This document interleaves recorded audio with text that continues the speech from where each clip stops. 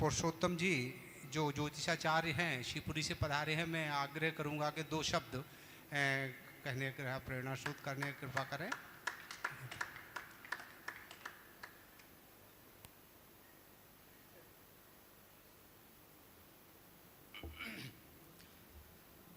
संपूजकानां परपालकानां जितेन्द्रियाणां चतबोधनानां देशे स्वराष्ट्रे सुकुले सुराज्ञां करोमि शांतिं भगवन् गणेश करोमि रक्षां भगवन् गणेश। श्री गणेशाय नमः। सरस्वती नमः।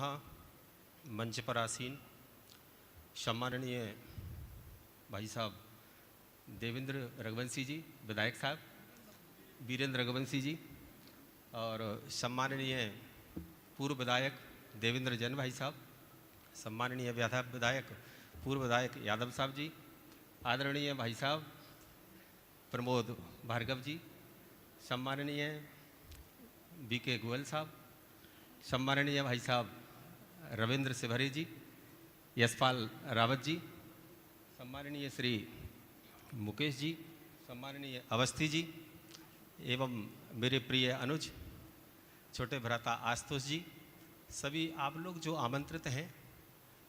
ब्राह्मणों की अगर बात चलती है तो ब्राह्मण का एक सूत्र जो रहा है शास्त्र में, स्वाध्याय में, जो वैसे तो एक कहूँ मैं आपसे कि 2019 के बाद से मैं खुद स्वयं मैंने पूछा भाई साहब से कि साहित्य हमारे पूर्वजों के, हमारी रग रग में साहित्य है।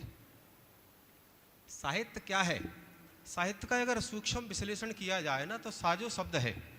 साहित्य ही समाज है, साहित्य ही सृजन है, साहित्य ही संसार है, साहित्य ही समरसता है और साहित्य ही सौहार्द है। साहित्य को बिगाड़ने वाले कौन हैं? साहित्य को बिगाड़ने वाले विघटनकारी वो लोग हैं जो स्वहित करते हो, अपना हित चाहते हो। साहित्य का मतलब है अपने हित को खत्म करके जो संसार के हित में काम करे, समाज के हित में काम करे। एक समाज, एक अकेला अपना समाज नहीं, संपूर्ण समाज के लिए, संपूर्ण विश्व की संकल्पना के साथ में, विश्व की शांति के साथ में जो संकल्प लेता हो कि विश्व की शांति हो, वही है साहित्य।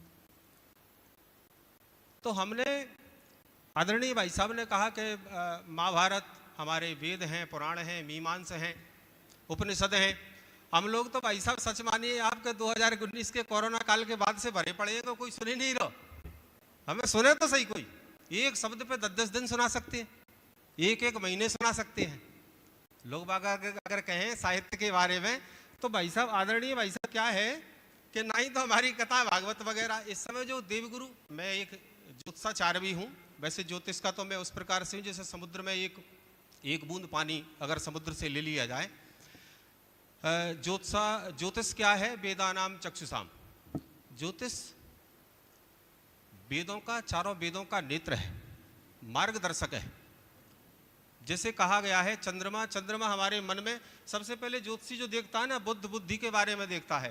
भाई साहब, बुद्धि अगर सही होगी ना तो सब व्यवस्थित होता चला जाएगा। बुद्धि को सार्थक करने का काम करता है हमारा मन, जिसे हम कहते हैं चंद्रमा, और चंद्रमा ही अमृत है। जैसे लंकापति रावण की आय से कई हजार वर्ष पहले लंकापति रावण की जन्म कुंडली थी सिंह लग्न की। लंकापति रावण को राघवेंद्र सरकार प्रभु श्री राम धनुष पर बाण चढ़ा करके उसको मारने का प्रयास करते। जैसे भुजा में लगता, भुजा टपक करके फिर पुनः जीवित दूसरी भुजा हो जाती। तब विभीषण जी ने आकर के कहा कि प्रभु, इनके नाभि में अमृत है। अब वो अमृत क्या है? वो अमृत ही चंद्रमा है। हमारे आपके सबके अंदर वो चंद्रमा मन के रूप में, चंद्रमा के रूप में, अमृत के रूप में विराजमान है। सिंह लग्न की कुंडली लंकापति जब दशानन की रावण की थी, उसके 12वें भाव में कर्क राशि का चंद्रमा बैठा हुआ था। षष्ठम भाव में, षष्ठम भाव को पूर्ण दृष्टि के अनुसार हमारे मस्तिष्क से लेकर के नासिका तक का भाव रहता, अधिकार रहता है मेष राशि पर। नासिका से लेकर के कंठ तक का अधिकार रहता है वृषभ राशि पर, और कंठ से लेकर के हमारे कंधों तक का पर प्रभाव रहता है मिथुन राशि का। हमारे वक्ष स्थल पर कर्क राशि का, हमारी जो पसलियां हैं, हमारे जो नर्वस सिस्टम है, हमारा जो लीवर है, हमारी जो किडनी है, उन पर अधिकार रहता है सिंह राशि का। कन्या राशि पर अधिकार रहता है हमारे पेट पर। कर्क राशि थी कन्या राशि, पेट में उसके प्राण थे। हर व्यक्ति के बारे में, मेरे आपके सबके बारे में पता चल सकता है इसके प्राण कहाँ हैं। अगर षष्ठम भाव में चंद्रमा है, 12वें भाव में मीन राशि है, अगर मीन राशि यानी पैर में उसके में कील लगी या पैर में उसके में चोट आई, वही उसके मरने का अंतिम समय होगा।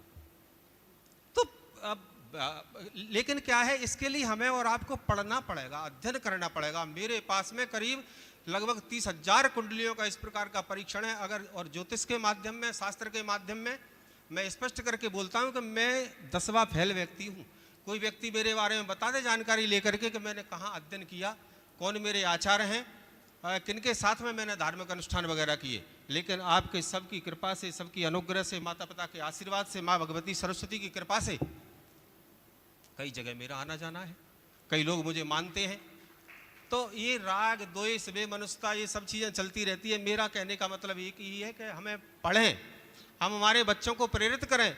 हमारे अंदर इस प्रकार की धारणा डाली गई है, वो कोई है जो हमारे बच्चों को, हमें आपको हमारे सनातन संस्कृति से और हमारे साहित्य से अलग हटाना चाहता है। एक भ्रांति पैदा हो गई साहब, महाभारत अपने घरों में मत रखो। अब घरों में तुम्हारे महाभारत नहीं होगी तो पढ़ोगे कैसे आप? चौथा वेद है, 1 लाख श्लोक है श्रीमद् उसमें अपने महाभारत में, विशाल महाखंड है, 5वां वेद है महाभारत। इसलिए मेरा सभी से अनुरोध यही है कि पढ़िए और पढ़ाइए। व्हाट्सएप ज्ञान, सोशल मीडिया के ज्ञान पर ध्यान न देते हुए असली जड़ को समझिए। हम कौन हैं, हम क्या हैं, हमारा कर्तव्य क्या है, हमारा कर्म क्या है। इन्हीं शब्दों के साथ में मैं आप सबको प्रणाम करता हूँ, आपको नमन करता हूँ। जय हिंद, जय भारत, जय सनातन संस्कृति। बहुत बहुत धन्यवाद। बहुत